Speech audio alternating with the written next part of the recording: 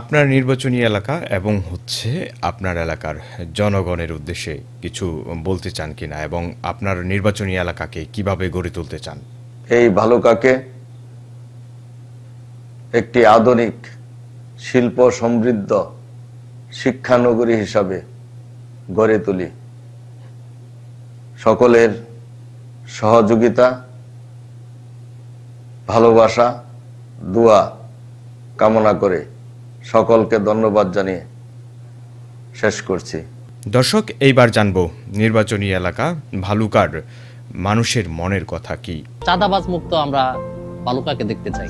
আমরা এইটুকু চাই, ভালুকা উপজেলার ভিতরে যাতে কোথাও চাঁদাবাজি না হয়। আমরা খেটে খাওয়া মানুষ, গরিবের বাসা যে থাকে তার সাথে আমরা থাকবো। বাচ্চু সাহেবকে আমরা এমপি হিসাবে দেখতে চাই। ফখরুদ্দিন বাচ্চু ভাইকেই চাই। উনি খুবই ভালো মানুষ এবং উনি শিক্ষিত মানুষ।